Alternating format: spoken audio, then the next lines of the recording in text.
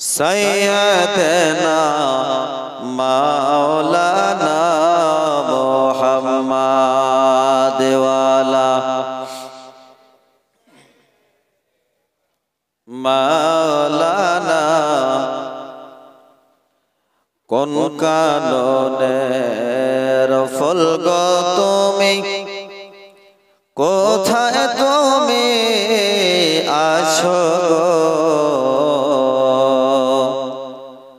কোন কাননের ফুল গো তুমি কোথায় তুমি আছো গো ওয়াজানা পথের দিশা ওয়াজানা পথের দিশা আমাদের বলে দাও গো আল্লাহুম্মা সাল্লি আলা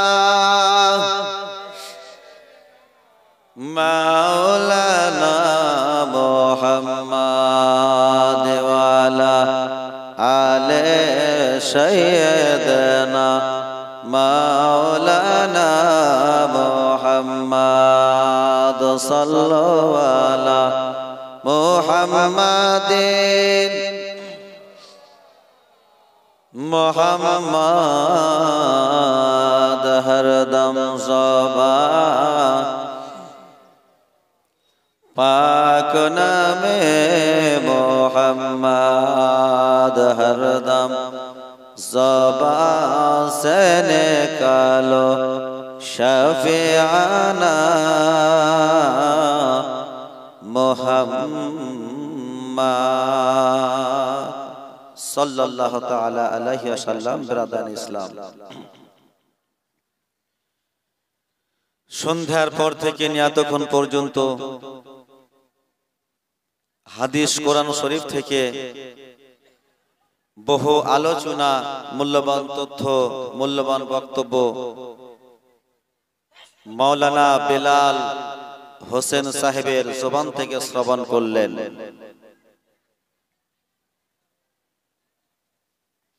আমিও গুনহগার আপনাদের খিদমতে উপস্থিত হয়েছি। ইনশাআল্লাহ আপনাদের ধৈর্য মোতাবেক, আপনাদের চাহিদা মোতাবেক আমিও কিছু আলোচনা রেখে ইতি ঘোষণা করব। যাবতীয় তারিফ, যাবতীয় প্রশংসা সেই বিশ্ব নিয়ন্তা, বিশ্ববিধাতা আল্লাহ রাব্বুল আলামিনের জন্যই, যিনি অক্ষয়, অব্যয়, অনাদি, অনন্ত, নিরাকার, নিরঞ্জন, ওয়াহদাহু লা শারীক, যিনি কোন ফায়াকুন শব্দ দুখানে দিয়ে সারা জগৎকে সৃষ্টি করে আমাদেরকে মানব কুলে জন্ম দিয়ে নবীজির উম্মত বানিয়ে এই পৃথিবীর জগতে প্রেরণ করেছেন। যে নবীজি রহমাতাল লিল আলামিন, শাফিউল মুজনাবিন, আনিসুল গারিবিন, তোহা, ইয়াসিন, মুজাম্মিল, মুদাসসির, যে নবীজিকে সৃষ্টি না করলে আল্লাহ তাআলা সাত আসমান সৃষ্টি করতেন না, যে নবীকে সৃষ্টি না করলে সাত তবক জমিন হতো না, যে নবী সৃষ্টি না হলে আদম নবীর আগমন ঘটতো না, যে নবী সৃষ্টি না হলে কুল কায়নাত কোনো কিছুই হতো না, সেই নবীজির আমাদেরকে আল্লাহ পাক উম্মত করে পৃথিবী জগতে প্রেরণ করেছেন। তাই আল্লাহ তাআলার কোটি কোটি শুকরিয়া আমরা জ্ঞাপন করি। কোরআন শরীফের ভাষাতে উঁচু আওয়াজে পুরুষরা জোরে জোরে, আমার মা বোনরা পড়ুন ধীরে ধীরে, বলুন আলহামদুলিল্লাহ। সে আল্লাহ তাআলার হামদ শানার পরে পরে হাজার হাজার কোটি কোটি বার দরুদ ও সালাম বর্ষিত হোক দয়াল নবীজির উপরে, যিনি জগৎগুরু, সৃষ্টির শুরু, মক্কার বাতি, মদিনার জ্যোতি, যিনি মুমিনদের দোজাহানের সাথে, जिनार नाम आसमाने अहम्मद जमीने मुहम्मद, जिनार नाम हादिस व कुराने प्रतिटी मुमिनेर जुबाने जुबाने, जिनार नामे नामे इस्मे गरामी जनाबे मुहम्मद रसूलुल्लाह सल्लल्लाहु ताआला अलैहि वसल्लमेर उपरे सकले पढ़ुन अल्लाहुम्मा आमीन। ब्रादार इस्लाम शामिने केराम, आज হাজারপুর গ্রামে ঐতিহ্যবাহী এক উরুস পাকের জলসার আয়োজন করা হয়েছে। এখানে একজন আল্লাহর প্রিয়, আল্লাহর পেয়ারা, আল্লাহর দোস্ত, আল্লাহর খলিল, আল্লাহর প্রিয়তম মুর্শিদে কামিল, আল্লাহ তাআলার বন্ধু आराम করছেন। তাই 11 ফাল্গুন প্রতি বছর তিনার উরুস শরীফ উদযাপিত করা হয়, তাই না? এটা 2-4 বছর ধরে হচ্ছে এটাও নয়। আমি 2011 সাল থেকে দেখছি প্রতি বছরই এই 11 ফাল্গুন উরুস পাক এই হাজারপুরের সার জমিনে পালন করা হয়ে থাকে। আচ্ছা, যুগে যুগে আপনারা করে এসেছেন, কোনো অভাব অনটন, ক্ষতি, বালা, মুসিবত, লস বুঝতে পেরেছেন? বুঝতে পারা যায় না, বরং আপনারা লাভবান হয়েছে, বরং আপনারা কল্যাণের দিকে এগিয়ে গিয়েছেন। নবীজি আমার বলেন, তানাজ্জালু রাহমাতা ইনদা যিকরিস সলিহিন, যে জায়গাতে সলিহিন ব্যক্তিদের আলোচনা করা হয় সেই জায়গাতে আল্লাহ তাআলার খাস রহমত নাজিল হয়। একবার জোরে বলা যাবে না? যদি আমাদের উপরে আল্লাহ তাআলার অনুগ্রহ, দয়া এবং মায়া হয়, আমাদের বিপদ আপদ থাকবে বলে মনে হয়? থাকতে পারে? সব দূরীভূত হয়ে যাবে। তাই যিনারা এখনো আনাচে কানাচে এখানে ওখানে মেলায় খেলায় ঘোরাঘুরি করছেন, আর ঘোরাঘুরি না করে এদিকে খিচুড়িও বোধহয় ঠান্ডা হচ্ছে, তো খিচুড়িও গরম গরম থাকতেই আর মজলিসও গরম গরম হতেই যেন আমরা কমপ্লিট করতে পারি। তাই যিনারা এখনো এদিকে ওদিকে ঘোরাঘুরি করছেন, ঘোরাঘুরি না করে অনুগ্রহ করে বলবো, নেক মাকসাদ নিয়ে এই পবিত্র প্যান্ডেলের মধ্যে ভিতরে আপনারা চলে আসুন, অংশগ্রহণ করুন। আল্লাহ তাআলা আপনাদেরকে কবুল করবেন, তার প্রিয় বন্ধুর সাদকাতে আপনাদেরকে আল্লাহ তাআলা মালামাল করে দেবেন। জোরে বলুন সুবহানাল্লাহ। তাই আসুন, বক্তব্য এগিয়ে নিয়ে যাওয়ার পূর্বে নবীজির উপরে ভক্তি ভরে মুহাব্বতের আওয়াজে পুরুষরা জোরে জোরে, মা বোনরা ধীরে ধীরে পড়বেন আল্লাহুম্মা।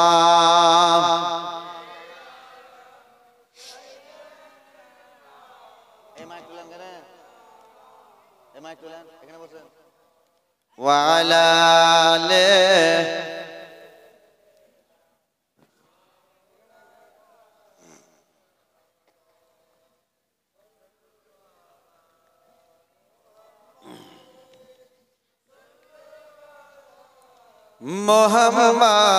मोहम्मद हरदम ज़बान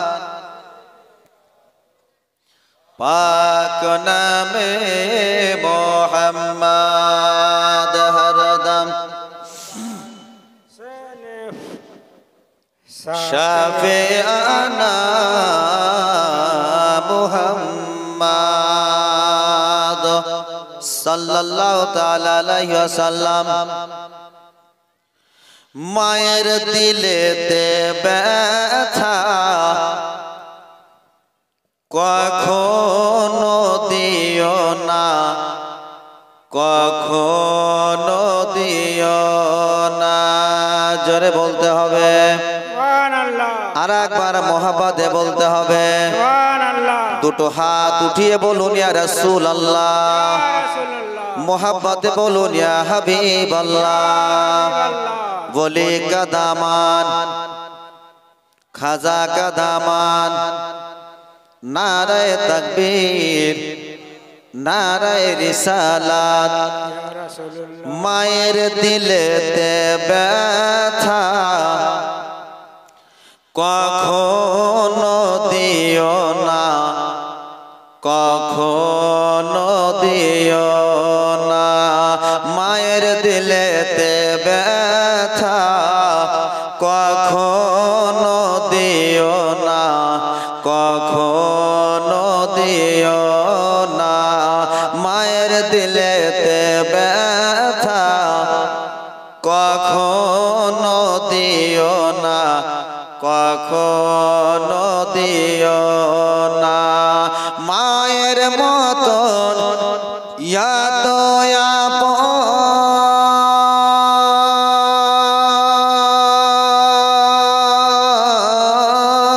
মায়ের মতন এত আপন, মায়ের মতন এত আপন, মায়ের মতন এত আপন আর তো কেউ হবে না। জোরে বলুন।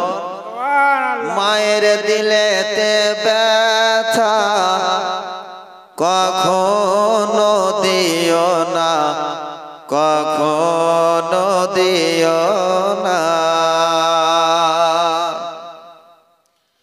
মাকে কে কে ভালোবাসেন না একবার হাত উঠিয়ে দেখান তো। বাংলাটা ভালো করে বুঝেন। মাকে কে কে ভালোবাসেন না তাদেরকে হাত উঠাতে বলেছি, ওগুলো জোশে হয়ে যায়। হ্যাঁ, আচ্ছা, মা আর বাপকে কে কে ভালোবাসেন একবার হাত উঠিয়ে বলেন তো। কি হলো, এবার ভয় ওঠে না? সবাই আমরা ভালোবাসি মা এবং বাপকে। তা মা এবং বাপ আমাদের হচ্ছে জান্নাতের কারণ। আল্লাহ পাক পবিত্র গ্রন্থ কোরআন শরীফের মধ্যে ইরশাদ করেছেন, ওয়ালা তুশরিক বিহি শাইআ ওয়া বিল ওয়ালিদাইনি ইহসানা। আল্লাহ তাআলা বললেন, তোমরা আমার ইবাদত বান্দেগি করো আর কাউকে আমার শরীক করিও না, কাউকে আমার শরীক করিও না। ওয়া বিল ওয়ালিদাইনি ইহসানা, এবং পিতা মাতার ইহসান করো, এতেই তুমি পরিত্রাণ পেয়ে যাবে। জোরে বলুন সুবহানাল্লাহ। তাহলে বোঝা গেল যে আল্লাহ তাআলা আমাদেরকে একটি আয়াত দান করেছেন, যে আয়াতে আল্লাহ তাআলা বললেন যে তোমরা আমার ইবাদত বান্দেগি করো, আমার ইবাদত বান্দেগি করো, ওয়ালা তুশরিক বিহি শাইআ, আর কাউকে আমার শরীক করিও না, ওয়া বিল ওয়ালিদাইনি ইহসানা, আর পিতা মাতাকে কখনো দুঃখ দিও না, পিতা মাতাকে কখনো দুঃখ দিও না। অর্থাৎ পিতা মাতার সেবা যত্ন করো। যদি পিতা মাতার সেবা যত্ন আমরা করতে পারি, ওই পিতা মাতা আমাদেরকে দোয়া দেবে না বদদোয়া? পিতা মাতাকে যদি আমরা ভালোবাসি তো তারা আমাদেরকে দোয়া দেবে না? তারা আমাদেরকে দোয়া দেবে, আমাদেরকে ভালোবাসবে। আর আল্লাহ তাআলা পিতা মাতার সাদকাতে আমাদেরকে মালামাল করে দেবেন, আমাদেরকে পৃথিবীর জগতের সম্মানের পাত্র বানিয়ে দেবেন। আল্লাহ তাআলা কবরে আমাদেরকে সুখ শান্তির মধ্যে রাখবেন। আল্লাহ তাআলা আমাদের কবরটাকে জান্নাতের বাগান বানিয়ে দেবেন। হাসরের মাঠে পিতা মাতার রাজির বদৌলতে, হাসরের মাঠে পিতা মাতার খুশির বদৌলতে জান্নাতি বলে ঘোষণা করবেন। জোরে জোরে বলুন সুবহানাল্লাহ। তাই আপনাদেরকে আমার সাথে সাথে বলতে হবে, মায়ের দিলেতে ব্যথা। সবাই জোরে জোরে বলুন, ভালো লাগবে। মায়ের দিলেতে ব্যথা কখনো দিও না, জোরে জোরে মায়ের দিলেতে ব্যথা কখনো দিও না, কখনো দিও না। দুঃখে দুঃখে নীরবে সুখীতে খুশি হবে, দুঃখে দুঃখী নীরবে সুখীতে খুশি হবে। ছেলের সুখের তরেতে মা নিজের জান দিতে রাজি হবে। জোরে বলো। এই পৃথিবীর জগতে যদি ছেলে যদি ভাই ভাইকে বলে ভাই রে আমার দুইটি কিডনির মধ্যে দুটো কিডনি নষ্ট হয়ে গিয়েছে, তোমার দুটো কিডনি এখন ভালো আছে, তো ভাই যদি তুমি আমাকে একটা কিডনি দিতে পারো আমি কিছুদিন দুনিয়া জগতে বেঁচে থাকতে পারবো, একটা কিডনির বদৌলতে দুনিয়ার জগতে আমি বেঁচে থাকতে পারবো। ও ভাই তোমার একটা কিডনি আমাকে তুমি দান করো। বলুন এমন কি কোনো পাগলা ভাই আছে ওই ভাইকে কিডনি দান করতে রাজি হবে? হবে হবে? বোনকে যদি বলা হয় বোন রে আমার দুটো কিডনি ড্যামেজ হয়ে গিয়েছে, আমার দুটো কিডনি নষ্ট হয়ে গিয়েছে, যদি বোন তুমি আমাকে একটা কিডনি দাও আমি সুস্থ হয়ে যাব, আমি ভালো হয়ে যাব, আমি তরতাজা হব। বেরাদার বোনও রাজি হবে না ভাইকে কিডনি দিতে। যদি অর্ধাঙ্গিনী বেগম সাহেবাকে বলা হয় বিবি রে ও বিবি জান আমি ব্যাঙ্গালোর থেকে ফিরে এলাম, আমি বোম্বাই থেকে ফিরে এলাম, আমি পিজি থেকে ফিরে এলাম, আমার দুটো কিডনি নষ্ট হয়ে গিয়েছে, আমার দুটো কিডনি খারাপ হয়ে গিয়েছে। ও বিবি রে তোমার জন্য আমি কত কিনা করেছে, তোমার জন্য আমি কত কষ্ট করেছে, আমি সদা সর্বদাই তোমাকে সুখে রাখার চেষ্টা করে। ও বিবি গো তোমার দুটো কিডনির মধ্যে আমাকে একটা তুমি দাও। পৃথিবীর জগতে যাকে আপনি বলবেন সবাই নাকচ করে দেবে, কেউ রাজি হবে না। অবশেষে জননী মায়ের কাছে গিয়ে পাশে বসে মহাব্বতে একবার মাকে গিয়ে বলবেন মা গো আমার দুটো কিডনি নষ্ট হয়ে গিয়েছে, ওগো আমার জননী তুমি যদি একটা আমাকে কিডনি দাও আমি জান ফিরে পাবো, আমি দুনিয়া জগতে বেঁচে যাব। হে মুসলমান ভাই অস্বীকার করতে পারে ঠিক, বোন অস্বীকার করতে পারে, স্ত্রী পালিয়ে যেতে পারে, ছেলে মেয়ে দূরে হয়ে যেতে পারে, কিন্তু জননী মাকে যখন আপনি একটা কিডনি চাইবেন ওই মা বলবে বেটা রে একটা কিডনি তো দূরের কথা আমার দুটো কিডনি বের করে তো সুস্থ হয়ে যা। জোরে বলতে হবে। এই হচ্ছে পৃথিবীর জগতে যে দিতে রাজি হবে সে হচ্ছে মা। দুঃখে দুঃখে নীরবে সুখীতে খুশি হবে, দুঃখে দুঃখে নীরবে সুখীতে খুশি হবে। ছেলের সুখের তরেতে মা নিজের জান দিতে রাজি হবে। জোরে বলুন আর একবার মহব্বতে বলুন। দুঃখে দুঃখে নীরবে সুখীতে খুশি হবে, ছেলের সুখের তরেতে মা নিজের জান দিতে রাজি হবে। মায়ের পাক দমের তলে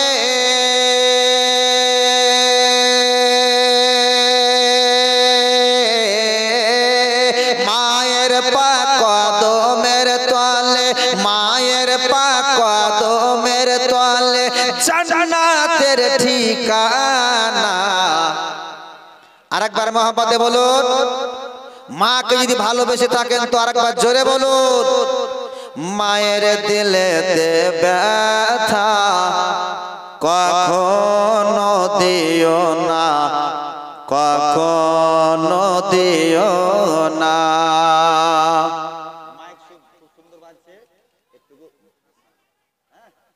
মায়ের দিলেতে ব্যথা কখনো দিও না, কখনো দিও না। মায়ের মুখের হাসি আল্লাহ হবেন খুশি। জোরে বলুন, আর একবার মহব্বতে বলুন। মায়ের মুখের হাসি আল্লাহ হবেন খুশি। সে জান্নাতের দাবিদার, ভালোবাসলো যে মাকে বেশি। মায়ের মুখের হাসি আল্লাহ হবেন খুশি। সে জান্নাতের দাবিদার, ভালোবাসলো যে মাকে বেশি। জীবন দিলেও শোধ হবে না,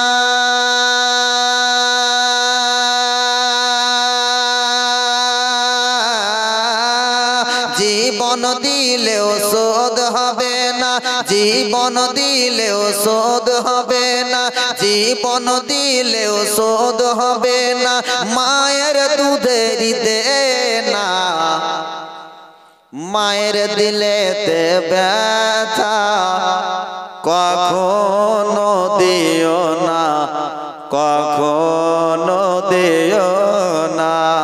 মায়ের দিলেতে ব্যথা কখনো দিও না, কখনো দিও না।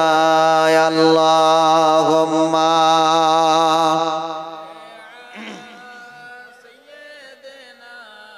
মাওলানা মুহাম্মাদ ওয়া আলা আলিহি মাওলানা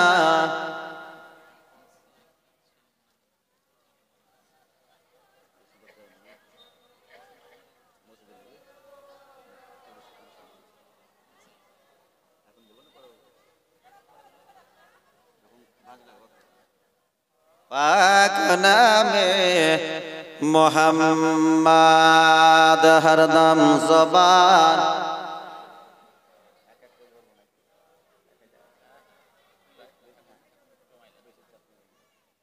सल्लल्लाहु ताला अलैहि वसल्लम। बेरादार आमी आयात पढ़ेছি, আল্লাহ তাআলা ইরশাদ করেছেন, আলা ইন্না আউলিয়া আল্লাহি লা খাউফুন আলাইহিম ওয়া লা হুম ইয়াহজানুন। আল্লাহ তাআলা বললেন, আলা ইন্না আউলিয়া আল্লাহ, খবরদার সাবধানতা অবলম্বন করো, আমার ওলিদের কাছ থেকে তাদের এই পৃথিবীর জগতে কোনো প্রকারের ভয়ও নাই এবং চিন্তাও নাই। এর জোরে বলতে হবে। আল্লাহ পাক বললেন, আলা ইন্না আউলিয়া, নিশ্চয় আল্লাহর ওলিদের কোন রকমের ভয় এবং চিন্তা নাই। না এখানে ভয় আছে, না কবরে ভয় আছে, না হাসরে ভয় আছে, না পুলসিরাতে ভয় আছে, না মিজানে ভয় আছে, না বিপদের দিনে ভয় আছে, কোথাও তাদের ভয় নাই। আল্লাহ ওয়ালা জিনারা হয়ে যান, আল্লাহর ওলি যারা হয়ে যান, তারা পৃথিবীর জগতে নির্ভয়ে চলাচল করেন। জোরে বলুন সুবহানাল্লাহ। আল্লাহ পাক যাকে মনোনীত করেন, আল্লাহ তাআলা যাকে পছন্দ করেন, আল্লাহ তাআলা যাকে ভালোবাসেন, আল্লাহ তাআলা যাকে ইচ্ছা করেন, তাকেই তার মনোনীত ওলি বা রাসূল করে থাকেন। তো যারা আল্লাহ ওয়ালা হবেন, যারা আল্লাহর ভালোবাসা হবেন,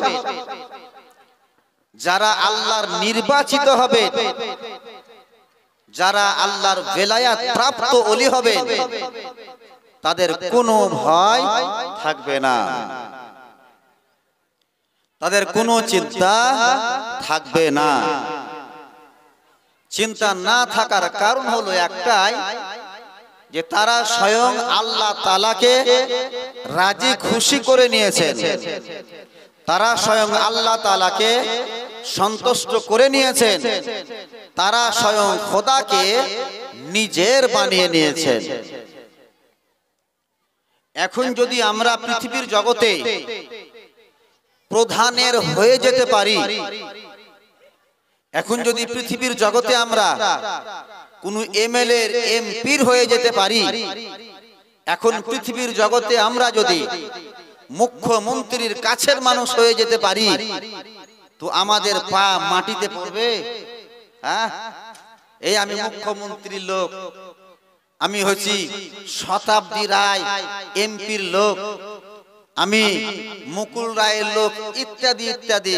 আমাদের কোনো চিন্তা ভাবনা থাকবে? থানায় ভয় থাকবে, পঞ্চায়েতে কোনো ভয় থাকবে, বিডিও অফিসে কোনো ভয় থাকবে? কোথাও ভয় থাকবে না। বুক ফুলে মানুষ কথা বলবে। বলার কারণ হচ্ছে যে আমার যদি কিছু ত্রুটি হয় এখনই ভালো করে দেব, সঙ্গে সঙ্গে তৎক্ষণাৎ কাজ হয়ে যাবে। জোরে বলুন সুবহানাল্লাহ। তো পৃথিবীর জগতে যদি শতাব্দীর হয়ে যেতে পারার কারণে, পৃথিবীর জগতে যদি একজন এমএলএ এমপির হয়ে যাওয়ার কারণে, পৃথিবীর জগতে যদি মেম্বার মুখিয়া প্রধানের হয়ে যাওয়ার কারণে কোনো চিন্তা ভয় না থাকে, পৃথিবীর জগতে মুখ্যমন্ত্রী হয়ে যাওয়ার কারণে যদি কোথাও কোনো জায়গায় চিন্তা ভয় না থাকে, তো স্বয়ং যদি আমরা আল্লাহর হয়ে যেতে পারি, আমাদের কোনো চিন্তা ভাবনা থাকবে বলে মনে হয়? কোনো চিন্তা ভাবনা থাকতে পারে না। তাই আল্লাহ পাক বললেন, আলা ইন্না আউলিয়া আল্লাহি লা খাউফুন আলাইহিম ওয়ালা হুম ইয়াহজানুন। যারা আল্লাহ ওয়ালা হয়ে যান তাদের কোনো চিন্তা ভাবনা নাই, তারা নিশ্চিন্তায় পৃথিবীর জগতে দৈনন্দিন জীবন অতিবাহিত করে, তাদের কোনো ফিকির ভাবনা কিছু নাই, তাদের একটাই ভাবনা সদা সর্বদাই আল্লাহর রাজির উদ্দেশ্যেই তারা মেতে থাকে, আল্লাহর সন্তুষ্টি লাভের কারণেই তারা মেতে থাকে। মায়েদেরকে অনুরোধ করব যে আপনারা হয় হট্টগোল গোলমাল করবেন না, আপনারা আমাদের সম্মানের জিনিস, আপনারা আমাদের জান্নাতের জিনিস, আপনারা আমাদের জান্নাতের কারণ, আপনারা হচ্ছেন শান্তির কারণ। সুতরাং আপনারা একটু শান্তি বজায় রাখুন, চেঁচামেচি করবেন না, আওয়াজ করবেন না। এসে যে ফাঁকা জায়গাগুলো থাকবে সেই জায়গাতে আপনারা বসে পড়বেন।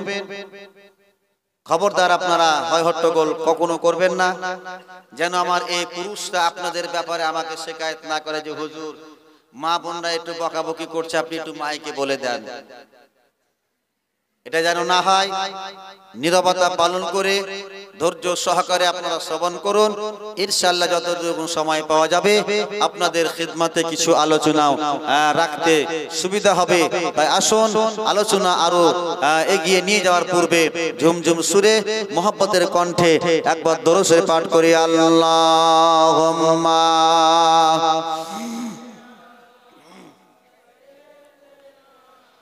মাওলানা মুহাম্মাদ ওয়া আলা আলিহি মাওলানা মুহাম্মাদ সাল্লাল্লাহু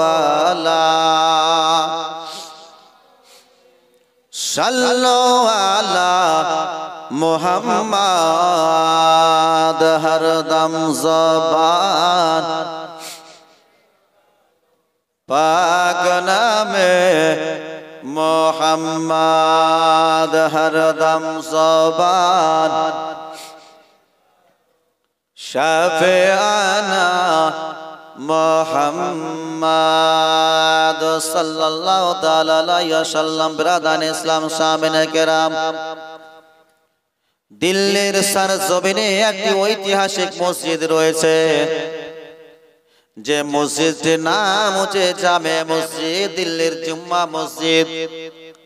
ভারতবর্ষের ঐতিহাসিক একটি মসজিদ, যে মসজিদটির নাম হচ্ছে মসজিদে দিল্লির জামে মসজিদ। গেছেন আপনারা? অনেকে গেছেন, কলম মাথা ঝুলেছে যে তো যাওয়ার চেষ্টা করবেন। হ্যাঁ, তো যাওয়ার চেষ্টা করবেন।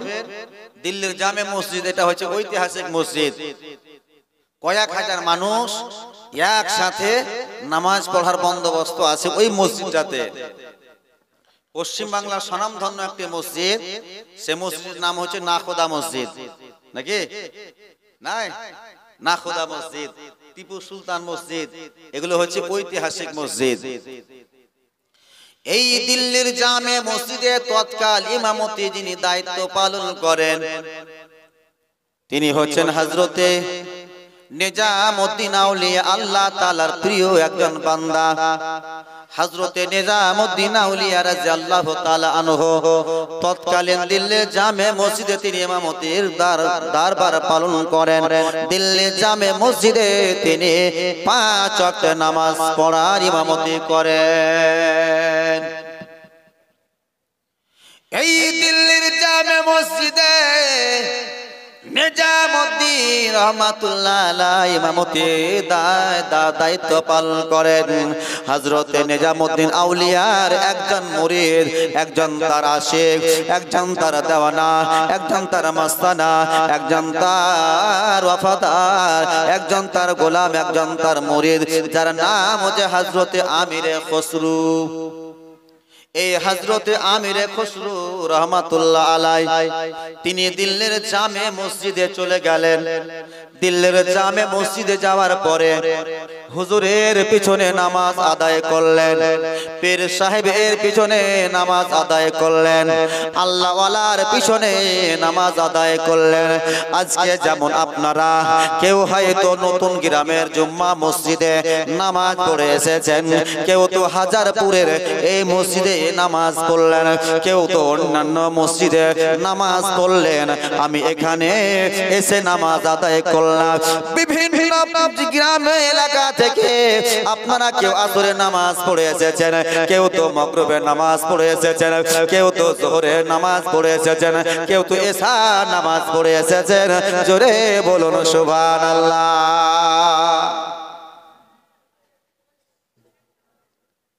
জামাতের সাথে মসজিদে নামাজ পড়া হচ্ছে ওয়াজিব। মশলাটা বুঝাতে পারলাম? জামাতের সাথে মসজিদে এসে নামাজ পড়া হচ্ছে ওয়াজিব। বাড়িতে নামাজ পড়া আর মসজিদে নামাজ পড়ার অনেক ফজিলত।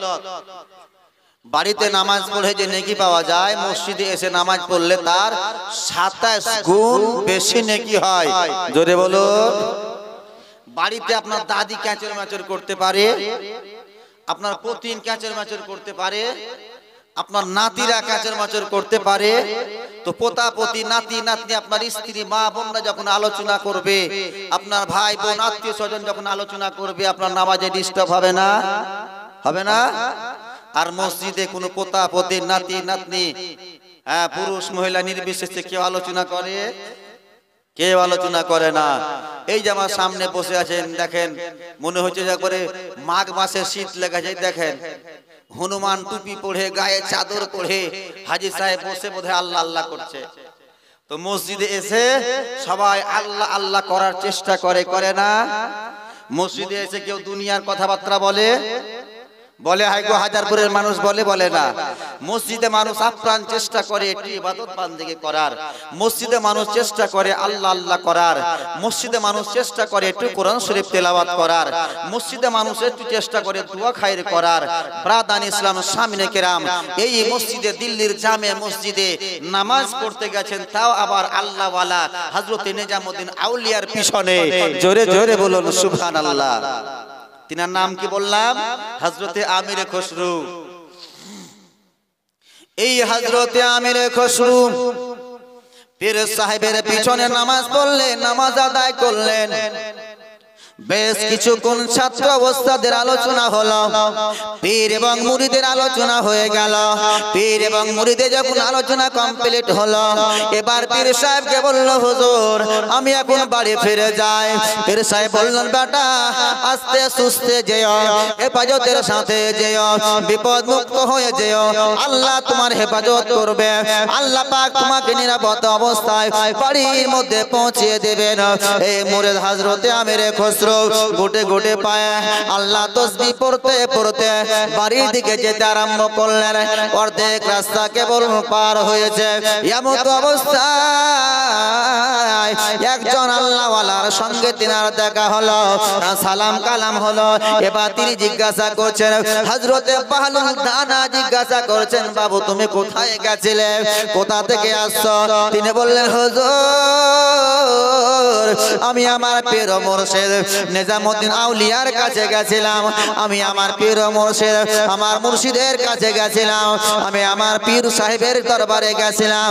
দরবান মুসলমান যেমন এই কথা বলা, এই হযরতে বাহলুল দানা রহমাতুল্লাহ আলাই এই আমিরে খসরুকে বললেন, বাবু রে তুমি তোমার পীর সাহেবের দরবারে গেছিলা, তোমার পীর সাহেব তোমাকে কি বললো, তোমার পীর সাহেব তোমাকে কি